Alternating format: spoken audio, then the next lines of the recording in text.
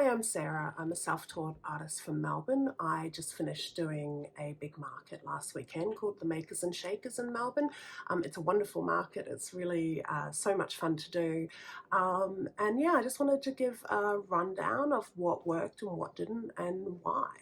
And after a big multi-day event like that, I have now learnt that I need a few days to recover and rest and recuperate, just to recharge my social battery, which gets fried by the end of those events. So I had a lot of plans coming up to Makers and Shakers. I was working on a collection for my Zodiac collection, and some things worked, some things didn't, and I kind of want to break down why they did work or why they didn't work. So yeah, I'm just going to go through that now. Firstly, my most ambitious goal was I really wanted to get a chunk of my Zodiac collection done.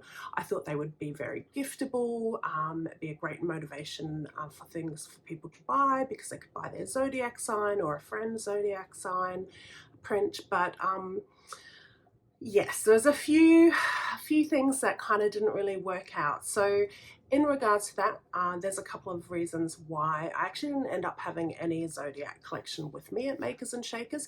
I am still working on that. It is still coming, but there's a few reasons why it's going to take a little longer. One is that my developing art style now, which is using more pencil work and it's much more detailed, is just a much slower process than my older style. And it can't really be rushed. So everything's just taking a lot longer. It's a lot more detailed. There's a lot more layers. And while the result is totally worth it, it does mean I have to adjust my time frame and planning a little bit. The other thing is that I am an artist who's neurodivergent and has chronic pain. I'm also a single mum to 2 kids that need support as well, obviously. So sometimes I'm just limited in what I can do physically or by what I need to do in other areas of my life, like parenting. So yeah, I'm still kind of figuring that out as a late diagnosed ADHD and autistic.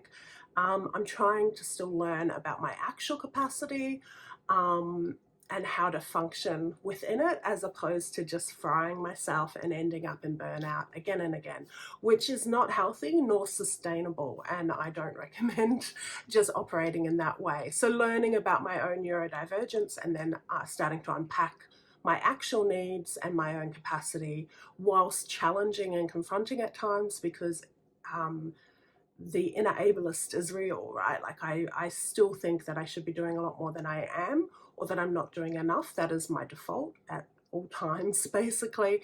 But yeah, figuring out what my actual capacity is has been, whilst challenging, also incredibly empowering and useful and enlightening. So the other reason that my Zodiac collection just didn't really happen for Makers and Shakers last weekend was I just had limited time. I had limited time and I had to make some decisions about how I was going to spend the time and energy that I did have in the lead up to the market, what I was going to spend that on. And while I'm still super excited about my Zodiac collection and I can't wait to keep working on it and sharing it, I just knew I wouldn't be able to finish off enough pieces to really make it a collection, and to the level that I wanted. Like you just can't rush what I'm trying to do. Maybe, in time, as I get better at pencil work, it's a medium I might be able to move along a bit faster, but at the moment, because I'm still learning, it is slow. So yeah, so I had to prioritize my time and my energy on the things I knew were important and that would make the biggest impact at the market. So there was a number of things that I did that really worked, that took time and energy away from finishing that Zodiac collection. Okay, so to the things that worked. Number one was my new print display that I created a few days before the market. So in my stall setup, there was always kind of this dead space in front of my table, and I just felt like that was a really underutilized piece of real estate to really showcase my prints. And so I went to Bunnings and bought a big chipboard, and I think they're coat hangers, or not coat hangers, the things that people put on their walls to hang pictures off. It's like a picture railing, I think. So I bought some of that and nailed that to the bottom of the board and put some stands on the back, and that kind of sat against my table. And then on that board I had multiple prints that I could display, and that really drew people in. Obviously when there's a lot of people in front of your stall, you can't always see the things in front of your table, but a lot of the time there was enough space for people to see that, and you really saw it draw people in, and I was really happy with how it ended up. Another thing that I spent time on, that I wasn't really sure whether it would work or not, but I was really happy in the end that I did spend that time on, was postcards. So I ordered a whole heap of new postcard designs. I was really happy with how they came out. The first order, unfortunately, I had not double checked.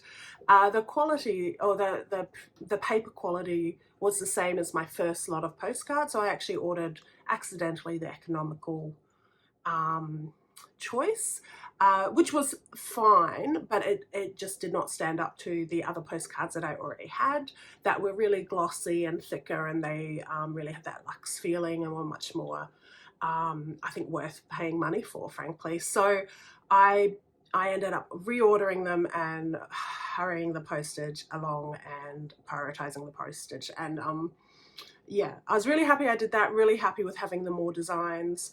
And I then also spent a chunk of time in the days leading up to the market in creating like a display for the postcards, which was a container which had the postcards sitting in them, and then I created these dividers which had like a mini illustration of the postcard on a bit of thick card, so that people could kind of go to the dividers and see straight away what designs were available. Because something I had noticed when I just had 6 designs was that people would be going through them and asking me, like, do I have more designs? Did I have that print in there, or any of that? And it was just a lot harder for people to find what they were looking for. So I saw that working really well. It stayed tidy the whole market.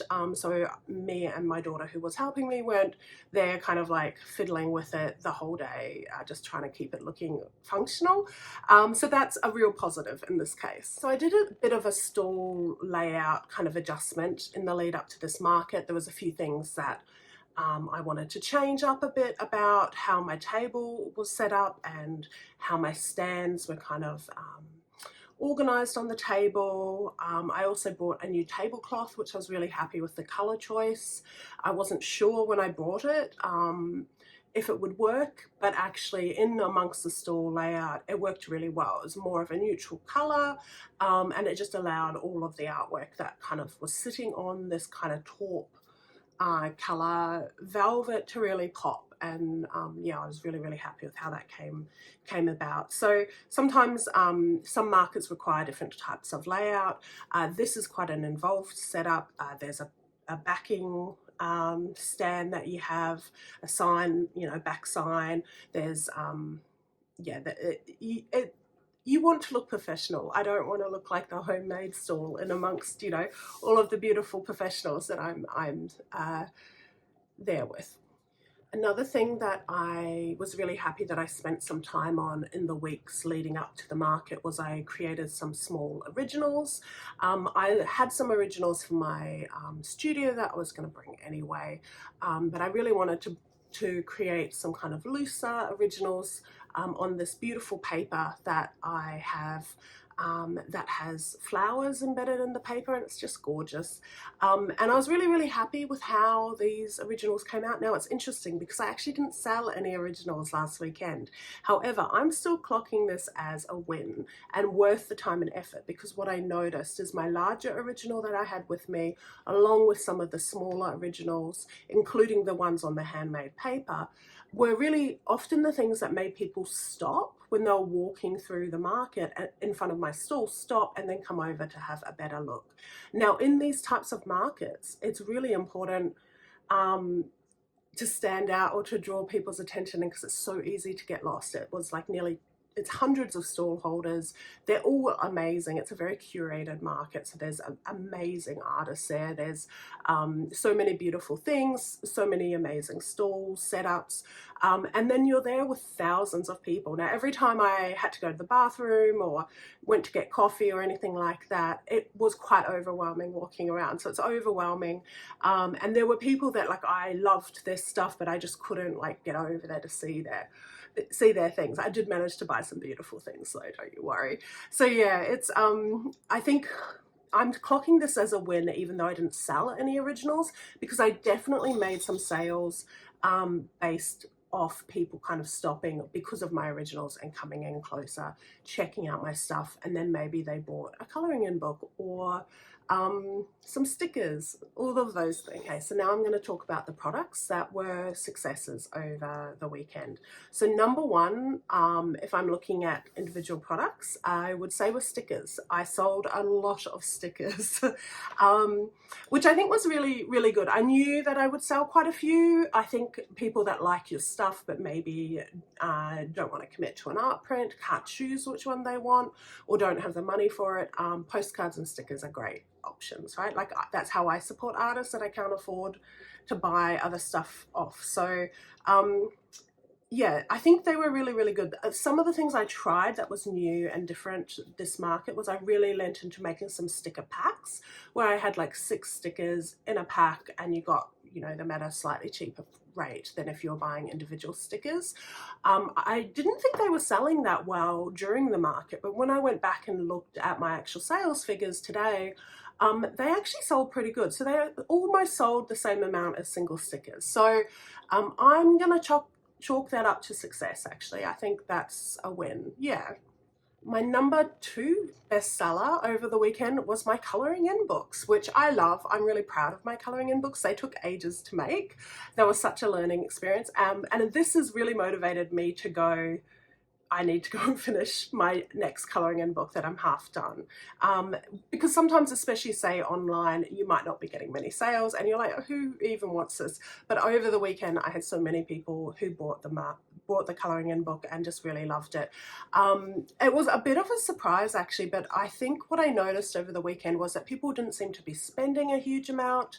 And when they were spending on experiences. So like families were coming in, they were having a coffee, something to eat, buying some snacks to take home, maybe a few stickers. Like there weren't a huge amount of people walking around with like tons and tons of bags. There were some, but that was just a pattern that I noticed. And what I noticed is that people bought them for gifts. And then also people were like, oh, this is really great. I've been looking for something that will get me off my phone, that I can kind of relax with. And yeah, colouring in books are easy and accessible, and they're an activity, which is wonderful. Now, prints. I did sell quite a few prints. If I combine my A5 sales and my A4 sales, then prints were my biggest seller. But I'm splitting them up into the two just because I think the stickers are such a low price item in comparison. I sold a lot of stickers. So yeah, prints was really, really good though. I still sold quite a few of them. I didn't sell any A3 prints, which are my largest print that I currently have, which is quite interesting because I often do sell a few of those at markets. So that was quite interesting, and I think it probably just leans into the pattern that I personally noticed, which was that people were not having like a huge amount of like they weren't spending a lot per sale or something. So yeah, I think that's quite interesting. The larger A3 prints did definitely draw people in though. So people noticed the big print that was on display, and then they would sometimes leave with like an A5 or an A4 smaller print of that same design. So that's cool. And lastly, magnets. I sold quite a few magnets, which is great because I personally love when art can be functional as well.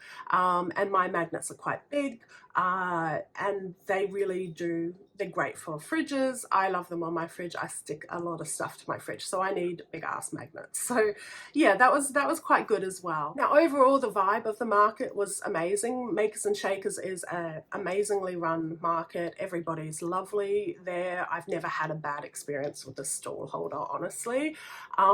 Yeah, I just really enjoyed the weekend. It was exhausting because you're doing so much socializing and you're on the whole time you're there, and just the setup and the pack down is quite hard physically sometimes for me. I've just really enjoyed doing the market. It was great fun, great to meet new people, great to meet people that you've seen at other markets, great to meet new customers or older customers as well, which is always wonderful. So yeah, I'm very, very happy with the vibes of the market and my experience of the market. Financially, it wasn't the best market I've ever done, that's for sure. So I guess if you want like a detailed kind of financial breakdown, that might be a separate video, to be honest. But essentially, I made just over stall fee. The stall fee is quite high, so any of these big markets are quite high. So it's not terrible. I've decided it's not a loss, but yeah, it's not ideal either. So there's a couple of things sometimes with markets that you just can't control, and some of it that you can. So you never really know why things kind of work out the way they do. Now I have another 2-day market this weekend at Coburg Makers Market. That's a market I really love as well. That's a lot more low-key than Makers and Shakers. It's under an artist co-op in Coburg in North Melbourne area, and yeah, I just love it. It's very chill, and I'll be there this weekend selling more prints and things.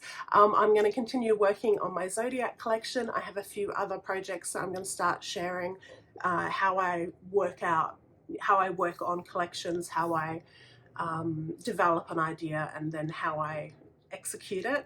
I think what I'm realizing as now being diagnosed ADHD, that how my brain works is I have a lot of ideas, but not all of those ideas should or have to come into being. So it's about picking and choosing what is actually the right idea for me, what I have the time and the energy and the capacity for. So I guess that's an ongoing thing.